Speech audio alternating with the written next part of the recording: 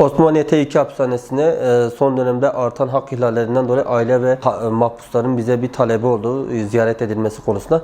Biz de bu talep üzerine Osmaniye T2 infaz kurumunu ziyaret ettik. Ziyaretlerimiz konusunda birçok hak ihlali olduğunu tespit ettik. Şimdi Osmaniye T2 hapishanesindeki siyasi mahpusların koğuşu 8 kişiliktir ve 8 kişilik koğuşta tek bir banyo ve tek lavabo bulunmaktadır. Bu öncelikle hijyen açısından sorunlar yaratmaktadır mahpuslar için. Bu hapishanenin bir diğer sorunu ise en büyük sorunu hatta, yani onunla başlayalım özellikle.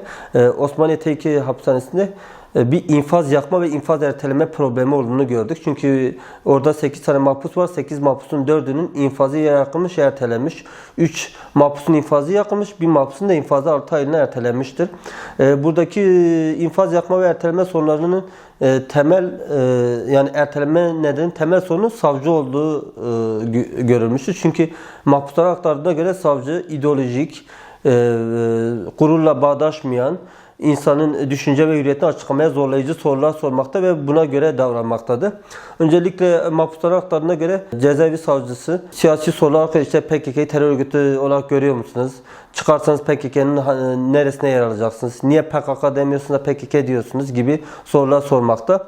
Bu soruların ötesinde de mahpusun asıl dosyasını açıp bu asıl dosya üzerine sorular sorduğunu aktarmışlar. Yani asıl dosyası, yani daha önce yargılanıp bununla hüküm giydiği dosyayı bu sefer idari gözlem kuruluna tekrar açıyor ve tekrar bir yargılama konusu ediyor.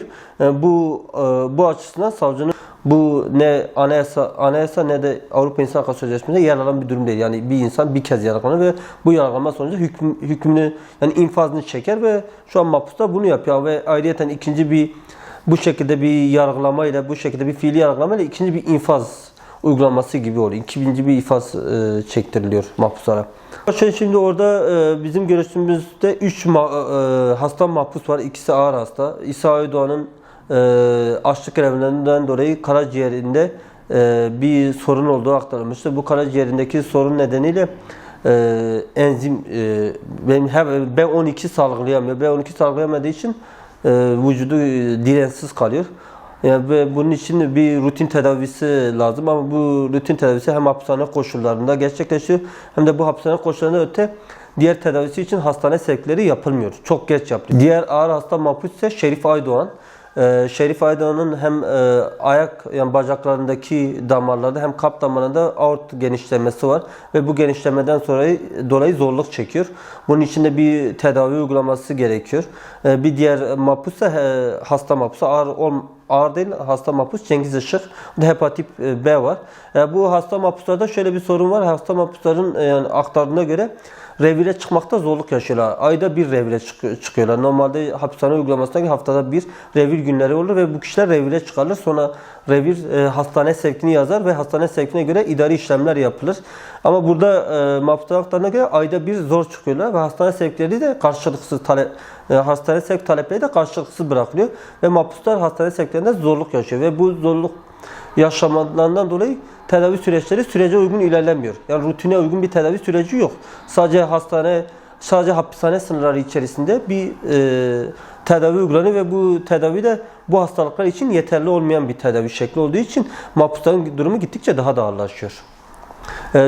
Hapishanedeki diğer sorunlar, önceki bir sürgün politikası burada da mevcut. Öncelikle daha önce oradaki Helin Yapıcı, Bahocin, Ahmet Oğuz sürgün edilmiştir. Bu sürgün gerekçeleri de belirtilmemiştir. Bu sürgün politikasının bir sonucu olarak da şöyle bir sorun var. Çünkü bunlar ailelerine Osmaniye'de daha yakınlardı. O ailelerinden daha uzak yerlere sürgün edilmişlerdi. Hem mahpus için hem de aileleri için daha ulaşım ve ziyaret için daha da koşullar zorlaştırılmıştı. Ayrıyeten de bir de şöyle bir şey, Osmaniye hapishanesinde bunlar hepsi bütün mahpuslar, siyasi mahpuslar ailelerine uzaktır. Aileleri Osmaniye'de yaşamamaktadır.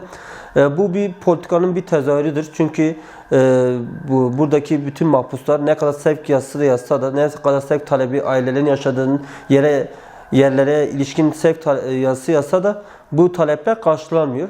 Bu bir politikadır. Çünkü hem mahpuslar ailelerinden uzaklaştırıyor hem de buradaki ailenin sosyal aile hakkı, ailenin bütünlüğü ilkesi gereğince bu haktan da mahrum bırakıyor. Yani bu şöyle bir şey.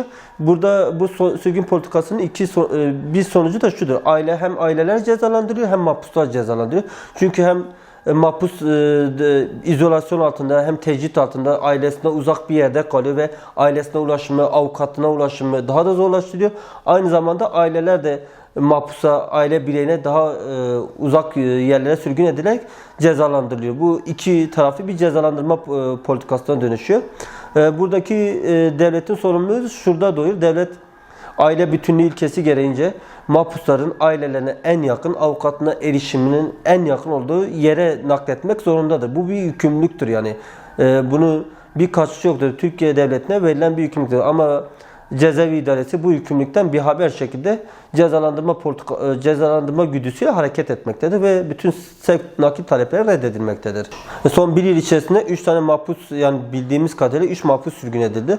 Zaten Tokat hapishanesinde 11 mahpus bulunmaktaydı. 3 mahpus sürgün edilmesi yani bu 1/4'e tekabül etmektedir. Bu bile yani yüksek bir orandır. Osmaniye Hapishanesi gibi bir yer için. Osmaniye Hapishanesi'ndeki diğer sorunlar ise şöyle, yani kısaca anlatmak isterse bir kitap kota sınırı var. 5 kitaptan fazla mahpuslara verilmiyor. Ayrıyeten muhalif kanallara izin verilmiyor. Mahpusların ne kadar talepte bulunsa da muhalif televizyon kanallarına izin verilmiyor. Örneğin Halk TV, Sözcü TV gibi kanallara bile müsaade edilmiyor. Ayrıyeten bir de Osmaniye Hapishanesi'nde avukat görüşmelerinde şöyle bir sorun var.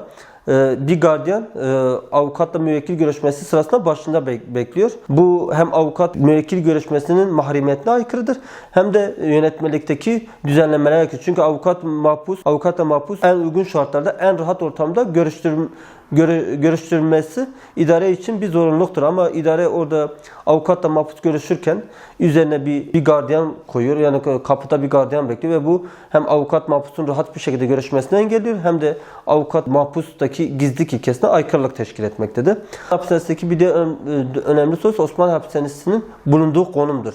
Osmaniye Hapishanesi organize sanayinin hemen girişinde yer almaktadır. Bu konum yani neye neden olmaktadır? Öncelikle Osmanlı devlet kendi idari ve gözetiminde bulunan herkesin sağlık hakkından sorumludur. Ayrıyeten devlet anayasal hak uyarınca bütün yurttaşlarına çevre ve ekolojik bir denge sağlamakla yükümlüdür. Ama Osmaniye Hapishanesi'nin